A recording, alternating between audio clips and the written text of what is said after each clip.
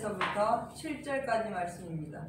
요한계시록 10장 6절에서부터 7절까지의 말씀입니다.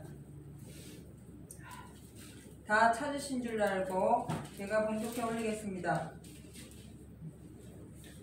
세세토록 살아계신 자 곧 하늘과 그 가운데 있는 물건이며 땅과 그 가운데 있는 물건이며 바다와 그 가운데 있는 물건을 창조하신 이를 가리켜 맹세하여 가로되 지체하지 아니하리니 일곱째 천사가 소리내는 날 그 나팔을 불게 될 때에 하나님의 비밀이 그 종 선지자들에게 전하신 복음과 같이 이루리라. 아멘. 예, 오늘 하나님께서 우리에게 허락하신 말씀의 제목은 복음과 같이 하는 말씀의 제목으로 함께 은혜 받는 시간 되시도록 하시겠습니다. 이 요한계시록을 가서 보면은 세 가지 종류의 재앙이 나오는데 인봉재앙과 나팔재앙과 대접재앙에 대해서 나옵니다.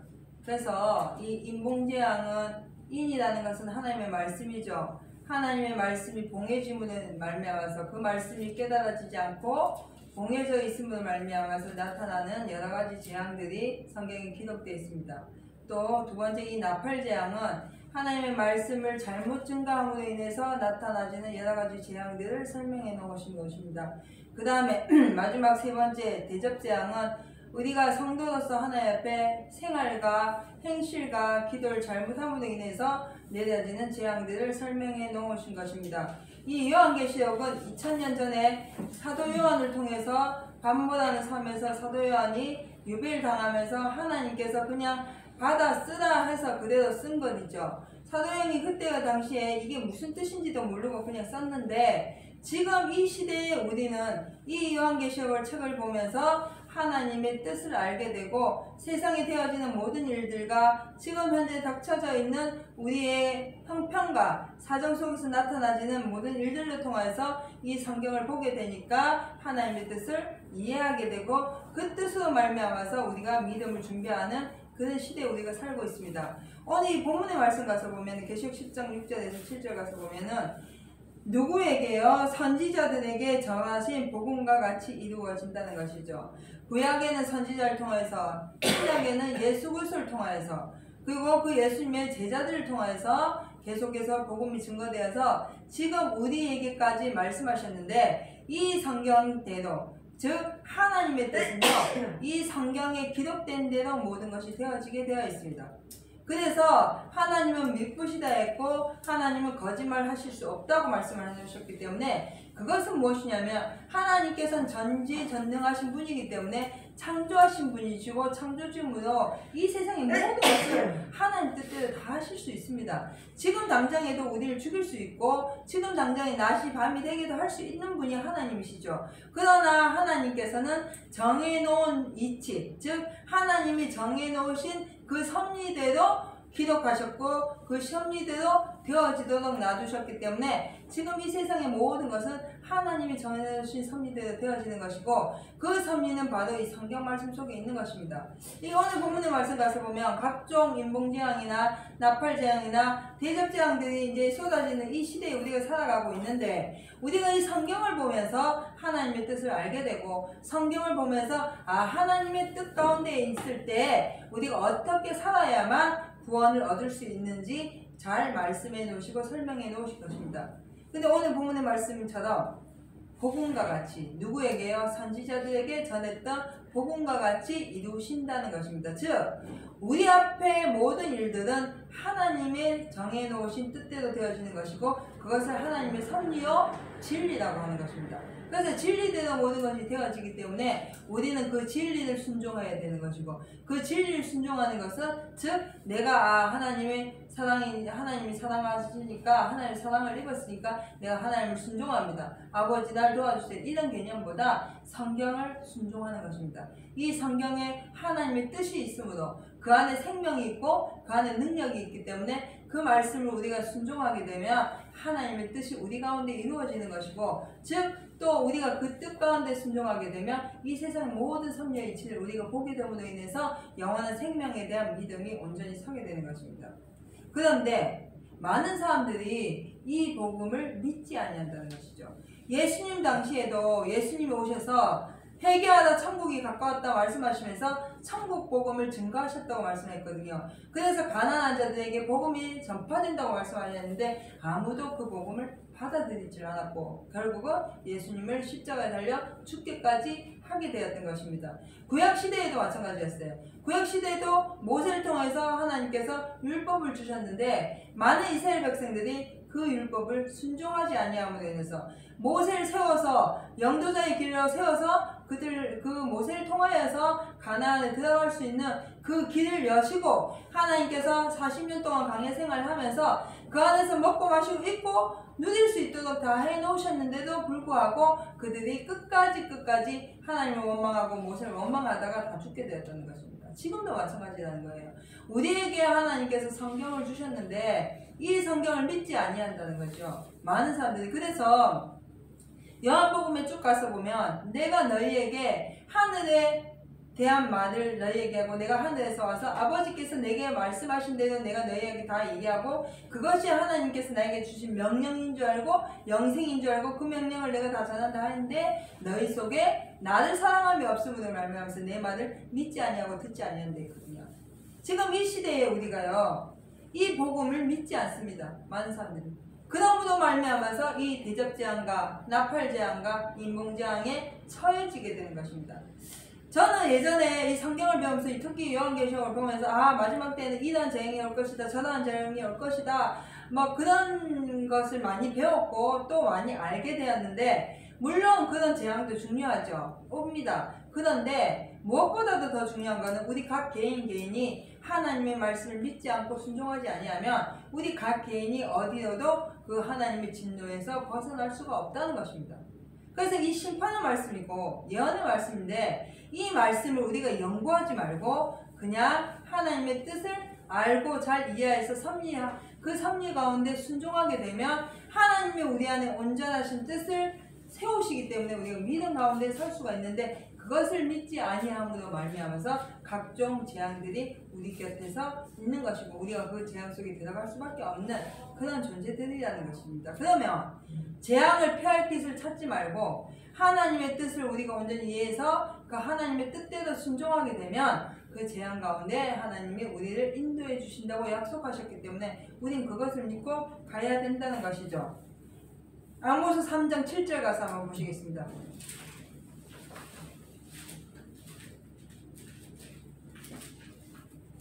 아모스 3장 7절.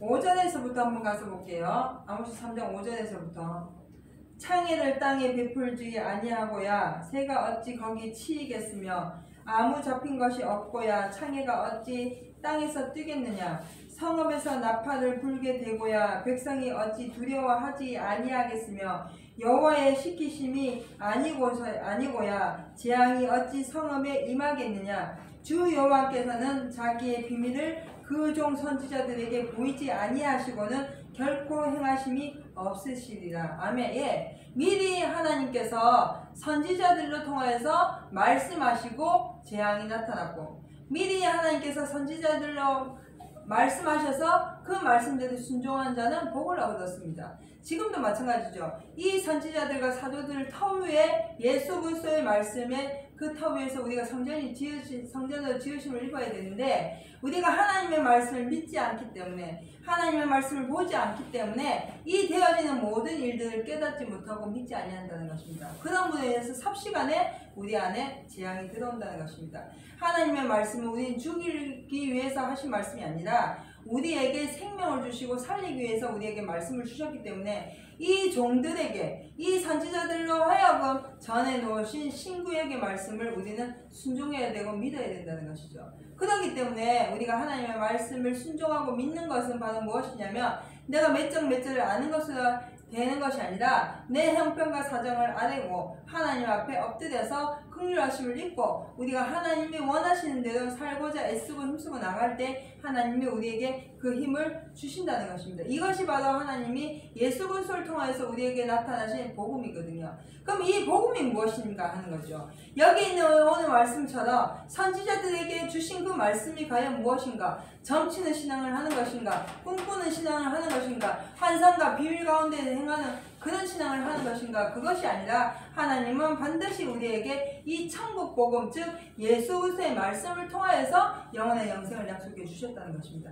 그래서 예수님이 오신 것이거든요. 그래서 예수님께서 오셔서 말씀이신 그분이 친히 육신의 몸을 입고 오셔서 친히 행하시고 친히 순종하시고 친히 충성하셔서 이 말씀대로 살다가 영원한 영생에 하나님께서 다시 부활시켜서 데리고 가신 것처럼 우리도 이 말씀에 직접 순종하고 직접 행하고 그 말씀대로 살다가 하나님이 우리를 부르실 때 따라가는 것입니다.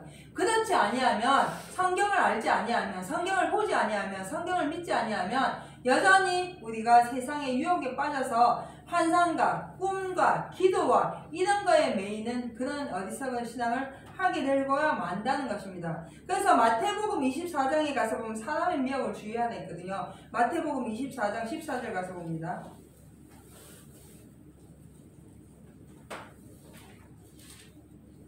마태복음 24장 14절입니다.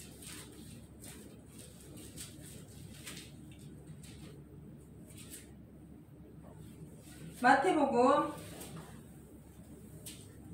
24장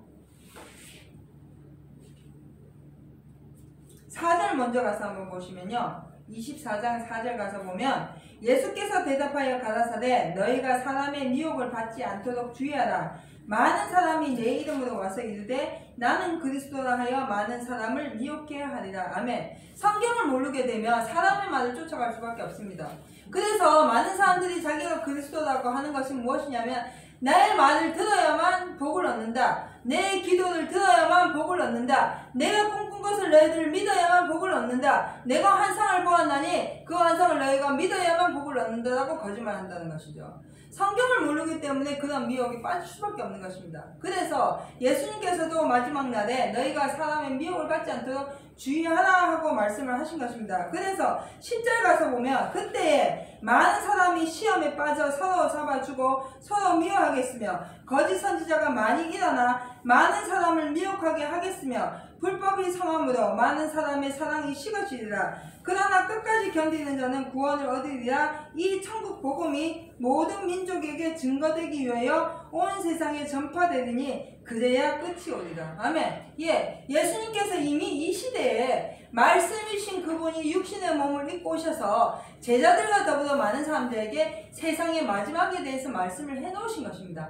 그게 지금 현재 우리에게도 나타나지는 것이죠. 우리가 살아가는 이 시대에 많은 사람들이 서로 자기가 그리스도라 하여 사람을 미혹하고 많은 거짓 선지자가 나타나서 하나님을 사랑하기보다 영생을 소망하기보다 세상을 사랑하기 가르치고 있기 때문에 이것이 그런 일들로 말미암아서 사랑이 식어지고 처체의 기근과 또 각종 재앙과 또 서로 미워하는 자리, 죽는 자리 내어주는 그런 자리에 들어갈 때에 우리는 끝까지 이 천국 복음을 믿고 순종하고 나가면 이 마지막 끝이 올 때에 하나님이 우리를 구원해 주신다는 것입니다. 그래서 너희에게 환난이 오면 너희가 어려운 일을 당하면 눈을 들어서 하늘을 보라.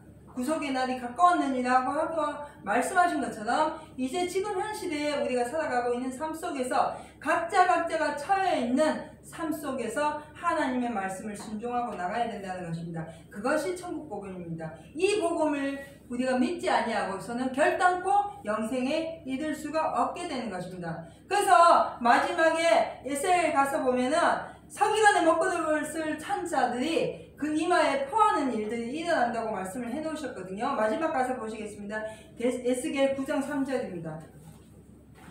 에스겔 9장 3절.